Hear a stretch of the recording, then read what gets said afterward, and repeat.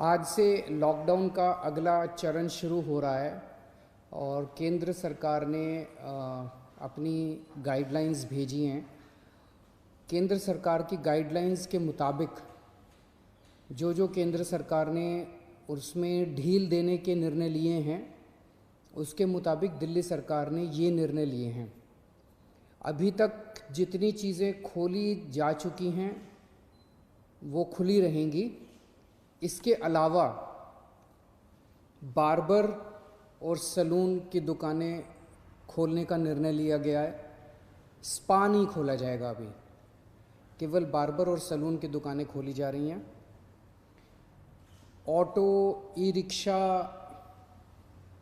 ये जितने ग्रामीण सेवा, ये जितने व्हीकल्स हैं, इसमें एक दिक्कत आ रही थी।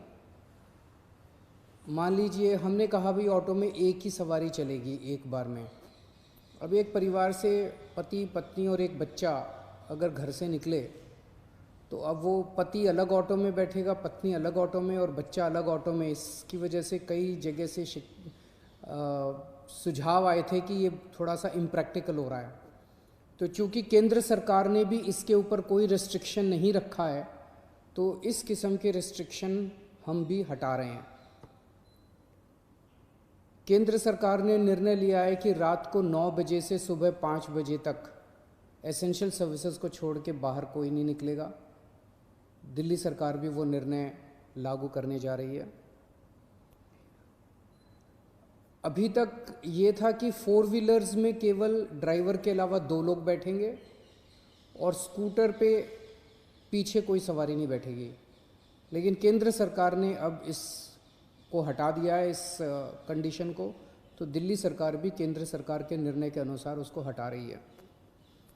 मार्केट्स में अभी तक हम लोगों ने ऑड इवन लागू किया था कि एक दिन ऑड दुकानें खुलेंगी, एक दिन इवन दुकानें।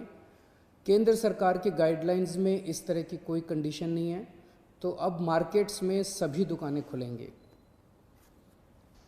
पिछली बार केंद्र सरकार ने कहा था कि इंडस्ट्रियल एरिया में स्टैगर्ड टाइमिंग्स लागू किए जाएंगे, तो हमने भी उसी के हिसाब से स्टैगर्ड टाइमिंग्स किए थे, लेकिन अब केंद्र सरकार ने वो निर्णय हटा दिया। तो दिल्ली में भी अब सारी इंडस्ट्रीज़ खुल सकेंगी। अब मैं आपके सामने एक महत्वपूर्ण विषय रखना चाहता हूँ और इस पे आप लोगों का मुझे मार्गदर्शन चाहिए। आज तक मुझे आप लोगों का बहुत स्नेह मिला, बहुत प्यार मिला, बहुत विश्वास मिला, और उसी के भरोसे आज जितने काम हम लोग कर पा रहे हैं, आपके विश्वास और आपके स्नेह की वजह से ये सारे काम दिल्ली के अंदर इतने सारे काम हो पा रहे हैं।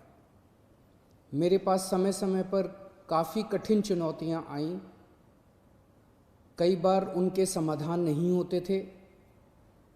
ऐसे समय पे मैं कई बार आप लोगों के समक्ष आया, आप लोगों से मार्गदर्शन लिया, आप लोगों से सुझाव लिए। समय समय पे आप लोगों ने जो मार्गदर्शन किया उसको हम लोगों ने लागू भी किया। जैसे आपने कहा, हमने लागू किया। कुछ दिन पहले आप लोगों से सुझाव मांगे थे कि दिल्ली में लॉकडाउन में ढील दी जानी चाहिए कि नहीं दी जानी चाहिए, और भरपूर सुझाव आए। 5 लाख लोगों ने सुझाव दिए। आज आपका सुझाव एक बहुत महत्वपूर्ण विषय पर आप लोगों का मार्गदर्शन चाहिए। क्या दिल्ली के बॉर्डर्स को खोला जाए?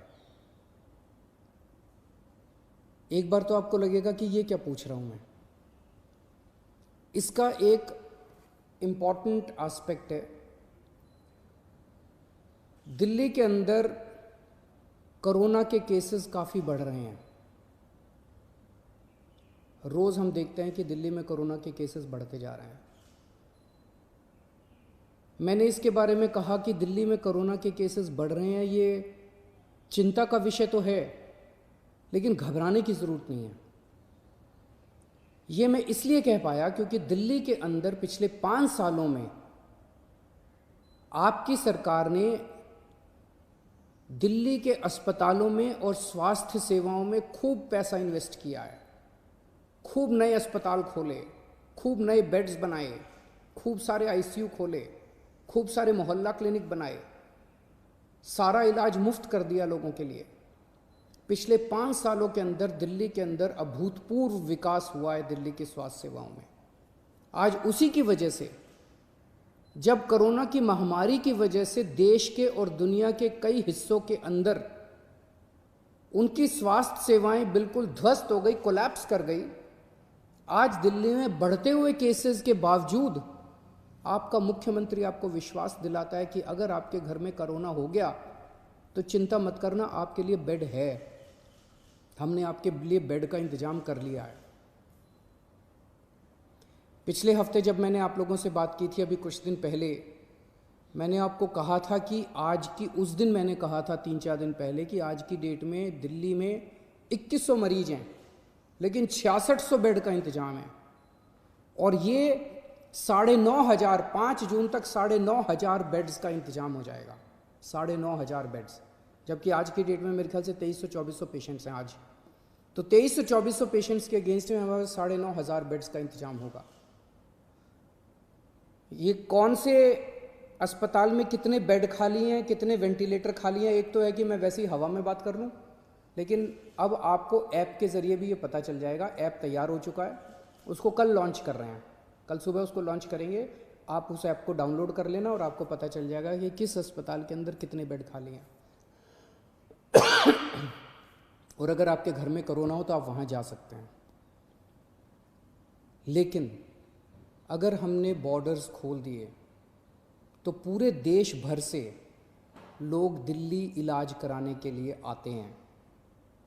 क्यों आते हैं? 2 कारणों से दिल्ली आते हैं। एक कारण कि दिल्ली की स्वास्थ्य सेवाएं आज पूरे देश में किसी भी राज्य से या किसी भी शहर से सबसे ज़्यादा अच्छी हैं।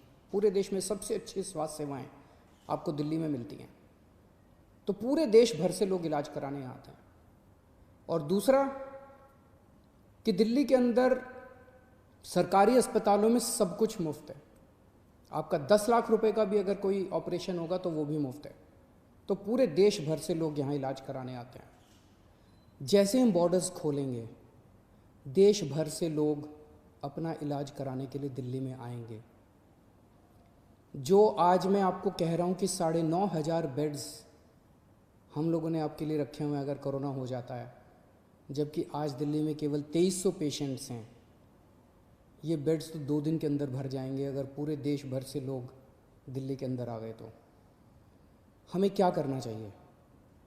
क्या बॉर्डर्स खोलने चाहिए या नहीं खोलने चाहिए?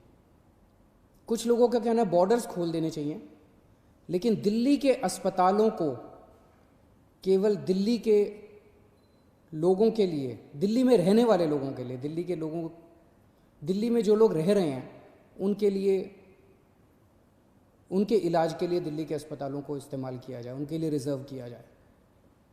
लेकिन दिल्ली तो दिल वालों की है, दिल्ली तो सबकी है, दिल्ली तो देश की राजधानी है।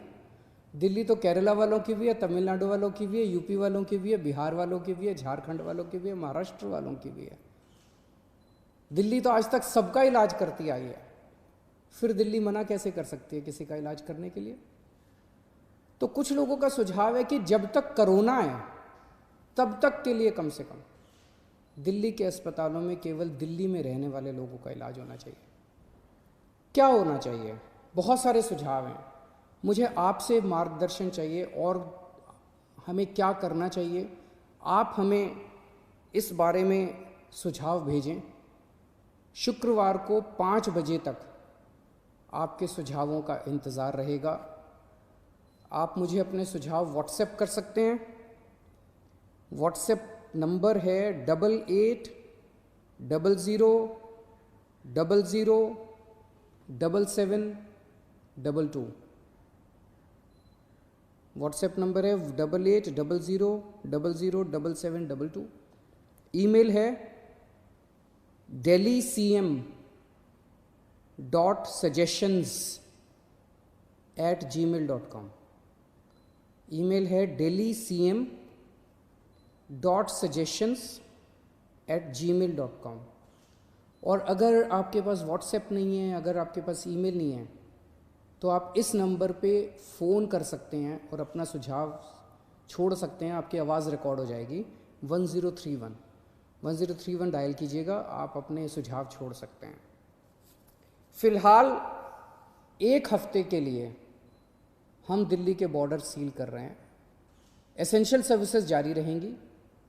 सरकारी ऑफिसर्स जो हैं वो आई कार्ड के बेसिस पे आ जा सकेंगे, पास लेकर आया जाया जा सकेगा। तो फ़िलहाल 1 हफ्ते के लिए हम अपने बॉर्डर सील कर रहे हैं। उसके बाद जो सुझाव आएंगे, जो आप मार्गदर्शन करेंगे, जो आप जैसा कहेंगे, सभी के सुझावों के आधार के ऊपर हम एक्सपर्ट से भी बात करेंगे और भी बहुत सारे लोगों से बात करेंगे। उसके आधार पर अगले हफ्ते फिर इसके बारे में एक ठोस निर्णय ले पाएंगे। नमस्कार।